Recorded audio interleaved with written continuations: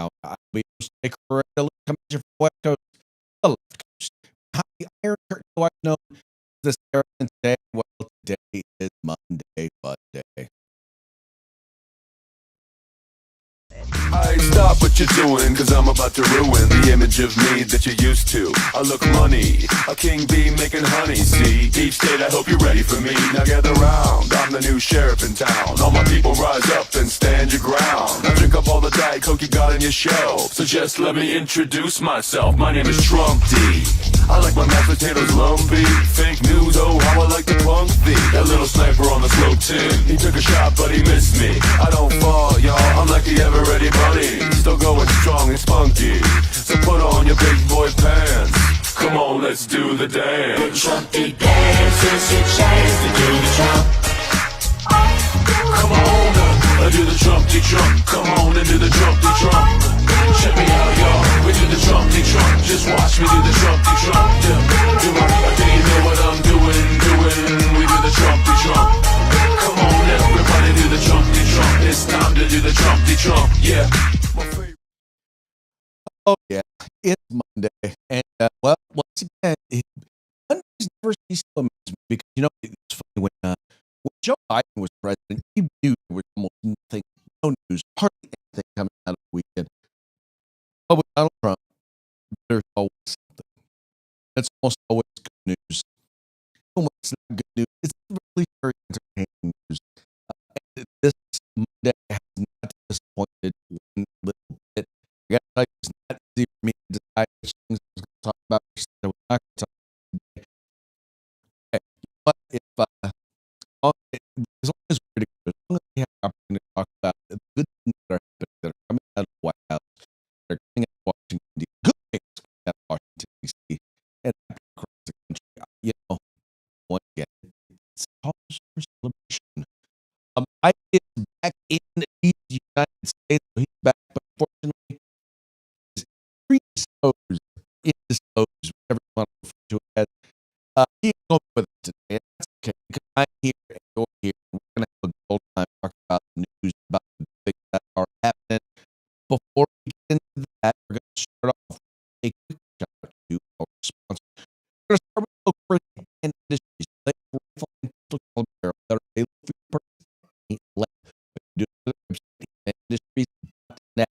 You purchase an AR in the last 2 uses the HHR cap in the barrel, so why not get another one? So you're starting to end or you just want to repair the current roll rifle, start your project, start your journey to the industry.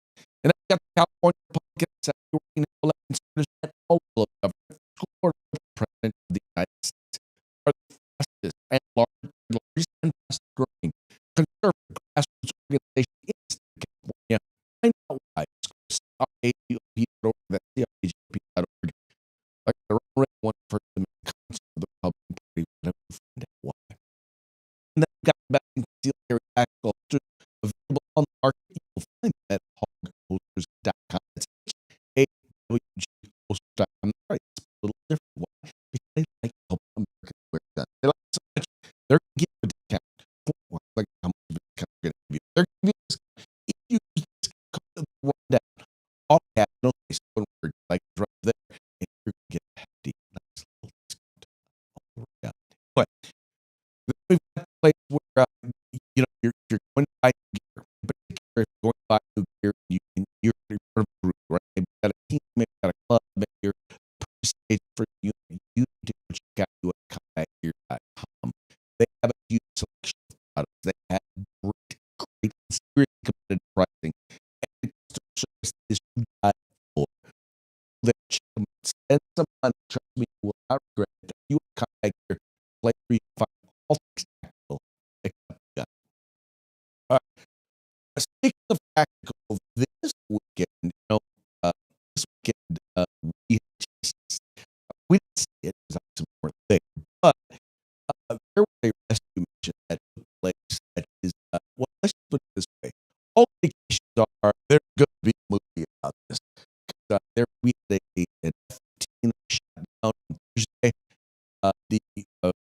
You know, here's what I'm going to do. I'm going to go ahead and have to hear the report here from Fox News. We'll talk about it in the first. I just want you to give you you the timeline. They'll tell you what happened. Show you how we heroically went after it. Really made the phrase, no man left behind. But we made sure folks understood. Yeah, that's the thing.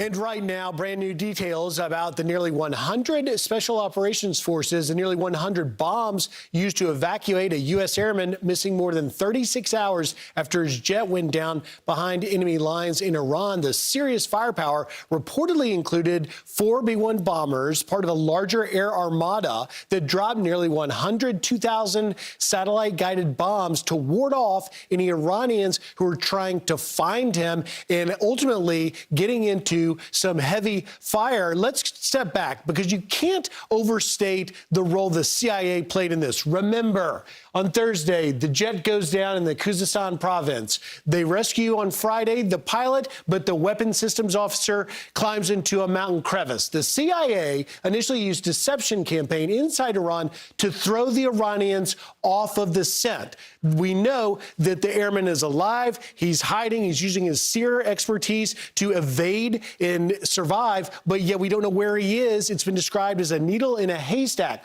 So the first part of the CIA's campaign was to put out that they'd already located the airmen and were doing a ground extraction, a ground exfil, putting the Iranians off the scent so they were chasing what they thought was a ground operation while we brought in the air search and rescue. Now, the deception campaign confused the Iranians and allowed the CIA then to use special technology, never before used successfully. We don't fully know those details, hopefully learn more, but the CIA using state-of-the-art technology to continue to locate the airman. He climbs to a 7,000 elevation mountain crevice hiding spot and is able to transpond. Ultimately, there were initial concerns, by the way, because the U.S. thought this might be a trap. The first transmission reportedly from that airman was God is good. And with that, let's bring in retired CIA operations officer Scott Eulinger. Scott, this is remarkable, this operation, the CSAR that is going to go down in the history books and be studied for years.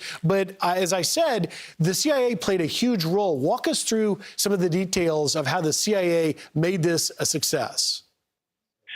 Well, one thing we're seeing is the product of increased CIA military cooperation, which started basically at 9/11 and has gotten better ever since. So initially, I believe the communications were monitored by the CIA, which then passed it on to the military, who were able to formulate the rescue plan. But then someone in the CIA, or perhaps someone else, because we don't know for certain, formulated the deception plan, because with the weapons systems officer so close to Isfahan and hiding in an area that has a lot of Iranian activity, it was decided the deception operation would be necessary to convince at least some of the Iranians that the exfiltration was undergoing and that a ground convoy was moving toward the Gulf for a maritime exfiltration. And Scott, we understand that some special techniques, some special technology never before used by the CIA was employed here. Do you have any insight into what that might be? Well, one thing I know for certain is the pilot communications have been greatly improved since the Vietnam War. And so what we have now are communications which are capable of burst technology. So that initial God is good transmission was sent out, but it was sent out in burst technology very quickly in a way that prevents its interception or its direction finding, which is very important. So that's a marked improvement over what has existed before. And that allowed the forces to kind of marshal, understand the pilot was in a certain area, and then later on, the pilot was able to transmit a transmission of greater duration, which provided the necessary information for the rescue.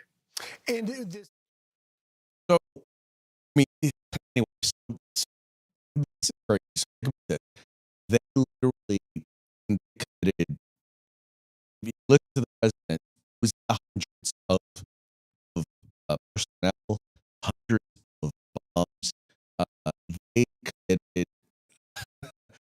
they made sure that the guy got out.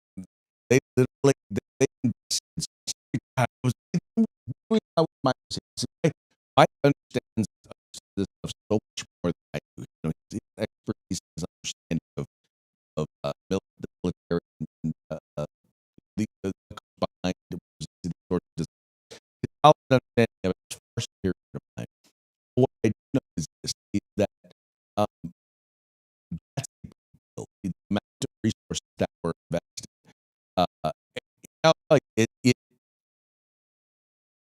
should make Americans proud. If you can't look at what happened, we basically so down. I mean, think about this. This is the first plane in this entire thing that has been shut down, right?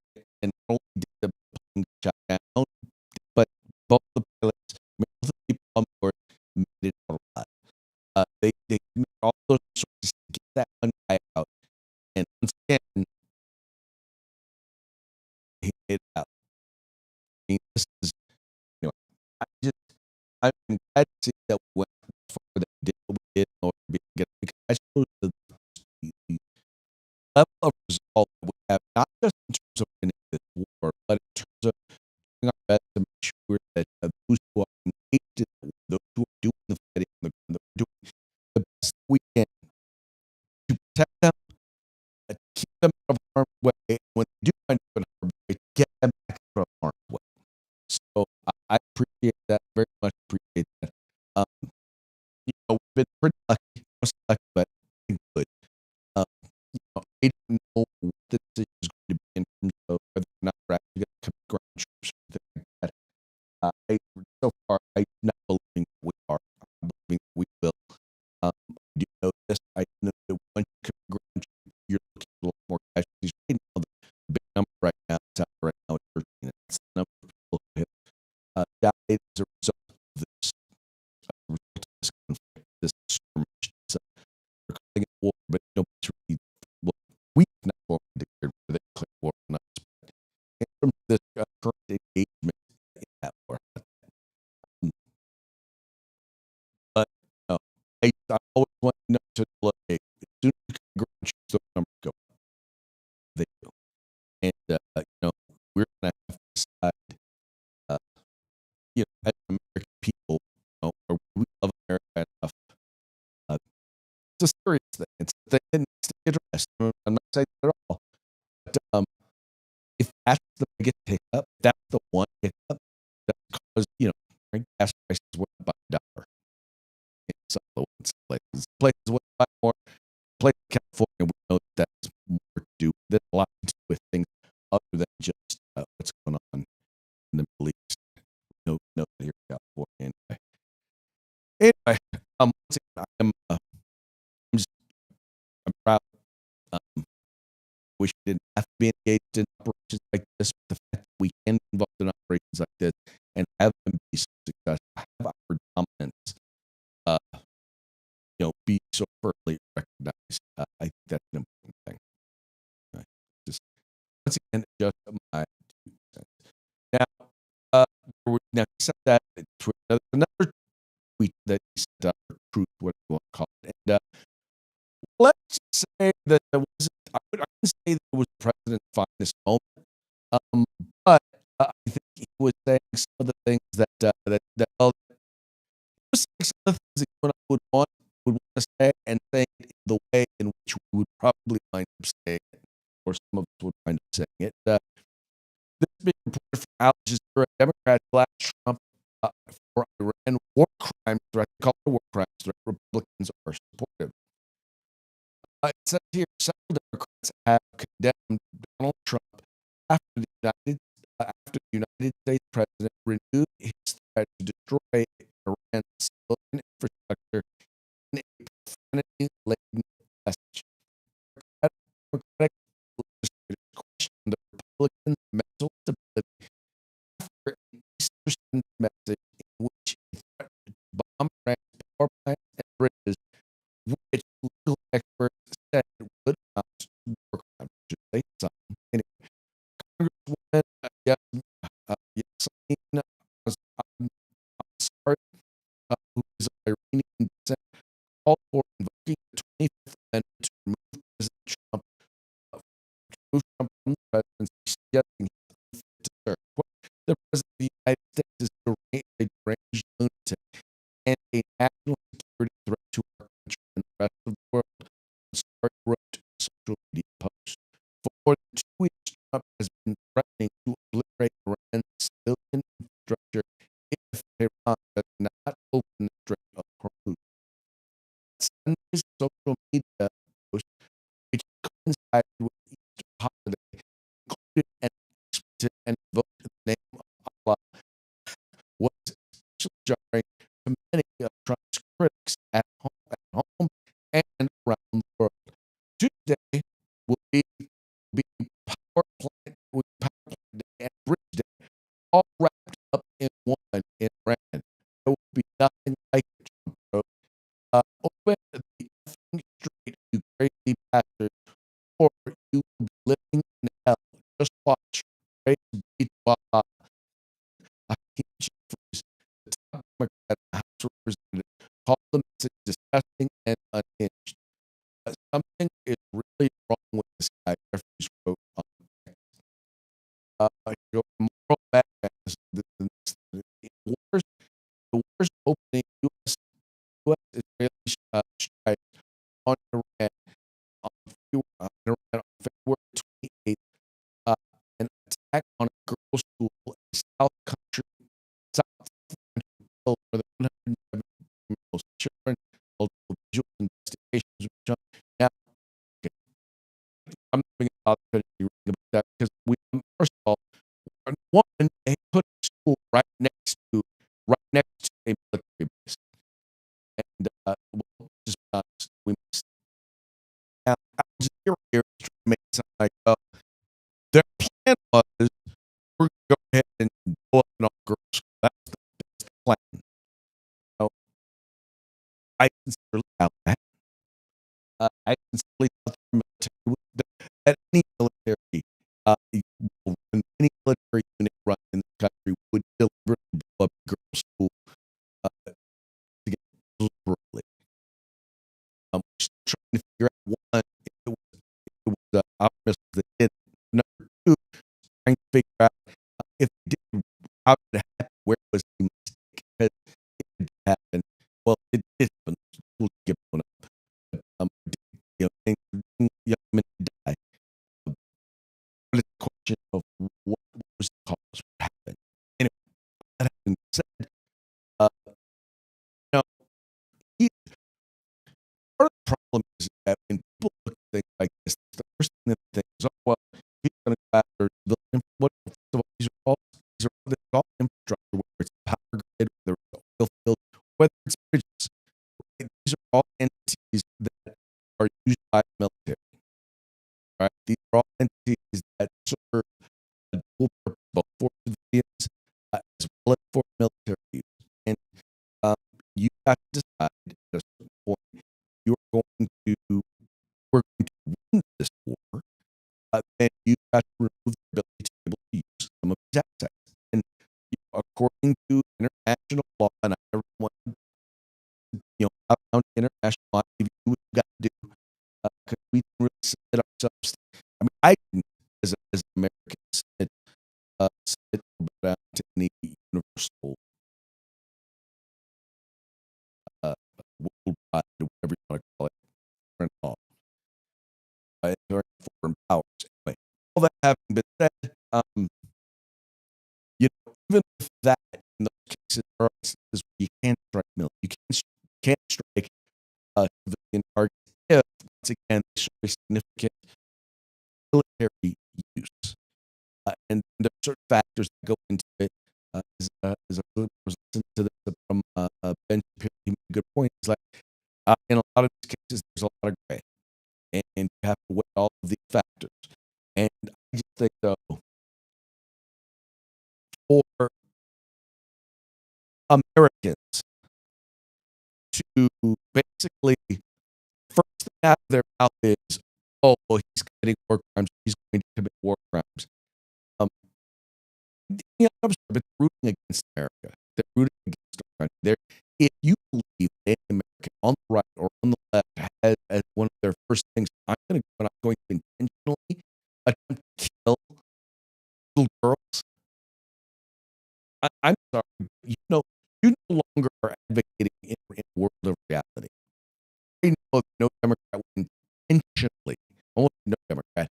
That's not going to be my first thing. I'm not going to make the accusation with absolutely no evidence, right?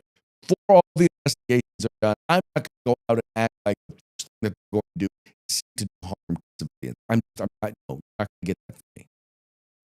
And I don't think Trump has done anything to lead you to believe that. Now, does he talk a lot of trash? Yes, he talks a lot of trash. Does he tend towards hyperbole? Yes, he tends towards hyperbole. More so than I really like or feel comfortable with at times. And that's the God's honest truth. But I've always looked at what he's done. I know, in my opinion, that the overwhelming majority of what he has done has made America better, has made America safer, has made America more prosperous. And the things that he's done that haven't. Once again, I question a lot of things that he says, but I rarely feel the need to question things that he does. Now, I'm not saying he can't go that direction. I'm saying he won't go that direction. What I'm saying is this, is I'm following the evidence. And so far, these Democrats, they're just not happy because America's winning. More importantly, it's not so much that America's winning. They're mad that America is winning with Donald Trump at the helm. And they would rather see us fail because they want Donald Trump to fail. What it means is their love of America is trumped by their hatred of Trump. That's sad. That's well said. When Joe Biden was president, I never rooted against America. I think what the result of his policies would be, I guess it. I never rooted for those results. I never rooted for things to go wrong. I just they could. What they did, I pointed it out, as have many people on the right. I've never rooted against America. Sadly, the left are doing just that. And it's disgusting. That brings us to our next story, and this one in detail. Gotta tell you, there are times when I sometimes think, nothing good can come from California, and then there's me killing. For those of you who do not know, is the Deputy Attorney General. She's over the Department of Civil Rights, and well, let's just say there's one bright spot that has been taking place in the DOJ. Everything that got up on her having to be removed. The one thing that's taken place is it's how the Department of Civil Rights is actually taking on state and local governments and education establishments in order to protect children and young girls. The way in which they've taken on local municipalities, state municipalities, and even their own department in order to protect the right to keep and bear arms. Would truly taken civil rights and changed it from being special rights for special people, but many rights that are due to each and every one of us as citizens of the United States. Well, that's what the Department of Civil Rights has been doing. The leader behind all of that has been one meat killing. This is an article over in Politico, and they're pointing out in this article how there are many. Look, the leading kind of thing out there was that, well, Lee Zeldin is the one who's going to be tapped, possibly placed on other time movement. A lot of people in the online community, in the community, for in the commentary, shall we say, they're saying, by the way, I happen to be one of them who is saying that people should probably be considered seriously considered as a placement for. Let's look at the article. It says, Harney Dillon cites the woke ideology she wants to put in the U.S. the U.S. Justice Department's sites. She does so for a personal familiarity, perhaps unrivaled in the conservative movement. Dillon, a figure likely to emerge with new power, President Donald Trump's shakeup in the department's leadership, built her legal career and political identity in San Francisco, where she was a Republican activist, vastly outnumbered by Democrats, and led a legal revolt against California's progressive policies. The entirety of my career has been a minority conservative viewpoint in a very liberal profession, Dylan told Politico in a recent interview. I am not here for a popularity contest. That defiance made the 57-year-old Dylan a popular pick among conservative activists, lobbying the White House to consider her as a replacement for Pam Bondi, whom Trump ousted from the Attorney General's office on Thursday. Others see her as a strong candidate to serve as Deputy Attorney General or Associate General Counsel. I mean, Dylan always seemed to me to be obvious AG. Commentator Mike Cernovich wrote after Trump removed Bondi, amid a flurry of familiar social media posts from like-minded back-up-line voices. If this isn't locked down, she's definitely someone most supported by the base. Dylan gained national notice because she was a local outlier driving culture war wedges in California battles over diversity, free speech, and COVID closures. She has since run a year-long campaign to transform the Justice Department's Civil Rights Division and its American society. Dylan says her vision is not to slow down progressive civil rights aims, but to turn the train around, driving the opposite direction, as she told the Conservative Federalist Society after her appointment. Now, I want you to understand what that means, and that is what the point behind what she is saying is. I know some people are going to take that to mean, oh, well, is she saying she doesn't want people to have equal rights? No, that's not what she's saying at all. But what has happened is this part, and it's turned to this ideology where, once again, what civil rights means in their eyes, special rights to special people, meaning, you deserve special considerations and rights if you are the right ethnicity, if you are the right national origin, if you are the right gender, if you are the right gender identity, if you are the right religion, or more importantly, you deserve to have, you need to take a back seat if you are the wrong gender, if you are the wrong gender ideology, if you are the wrong religion, if you have the wrong political, in all these, the wrong skin color. Their goal is not to make things even, it's to make others lesser than, right? Nowhere better can be described than what Abraham Kennedy basically said. The only way in which to reverse past discrimination is with current discrimination. The only way in which to get rid of current discrimination is with future discrimination. I mean, what's funny is that the laws that are written, all of these things are being done in violation of civil rights law. When you're not supposed to be considering someone's race, you're not supposed to consider their religion when you're making these decisions. But in some cases, it seems like that's the only thing that they're using to make decisions. That is how you wind up with a dozen your vice president. Because I'm only going to look unquote qualified black women. And the worst part about it was they didn't even pick unqualified. There are, I think, half a dozen black women who would have been world's better vice president than Kamala Harris. I wouldn't agree with any of them ideologically. But I can think why it was I got with a couple more dozen if you let me include conservatives, but he doesn't shoot for among conservatives. But that's how you end up with someone on the Supreme Court can't tell you what a woman is. A woman who's supposed to be a proud black woman can't tell you what a woman is. A person, because they say, well, we're only going to choose a black woman. A woman who says, well, if I steal someone's wallet in Japan, that makes me a Japanese citizen.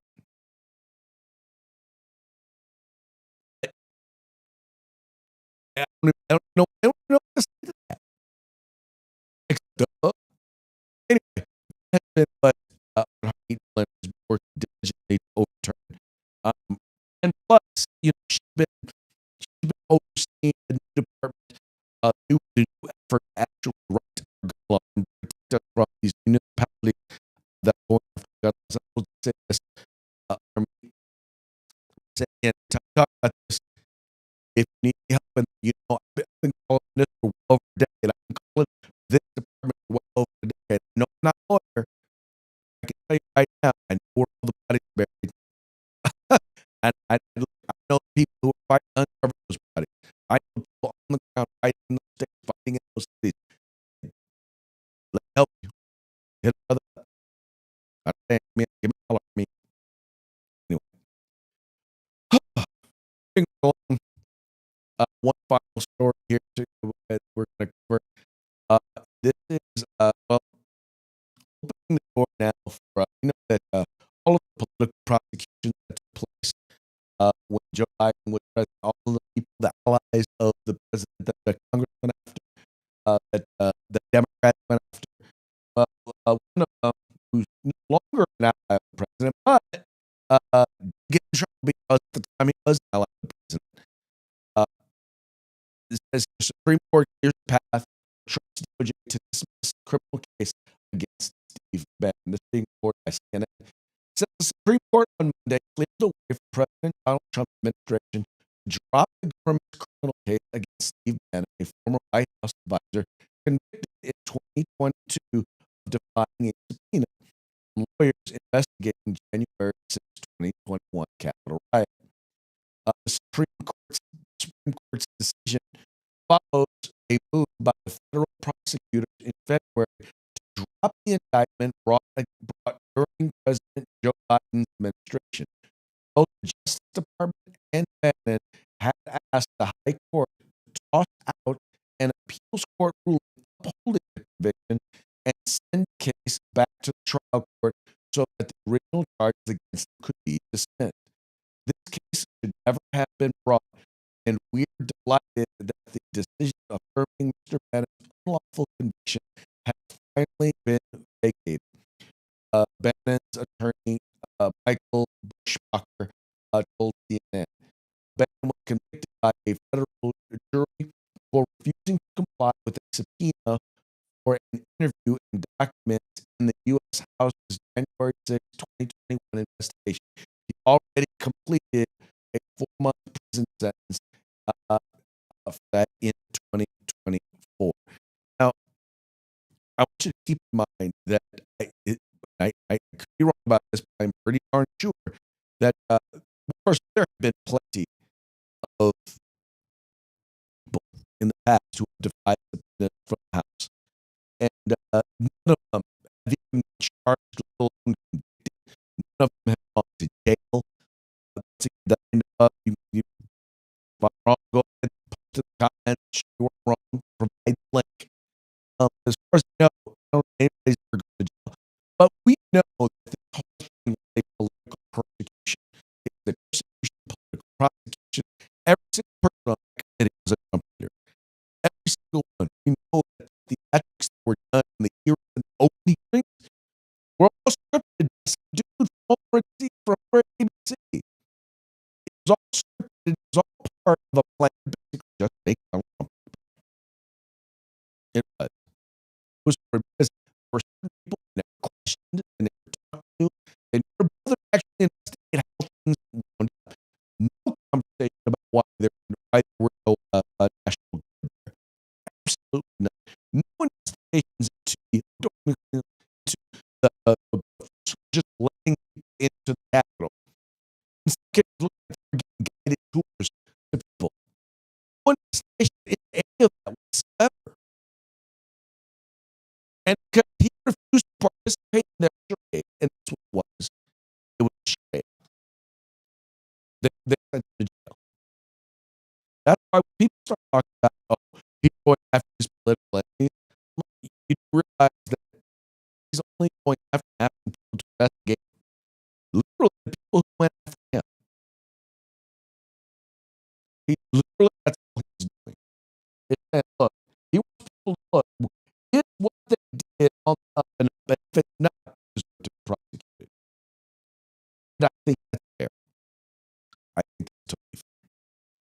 All right, folks, now brings us to the end of our program. But before we go, our putting shots.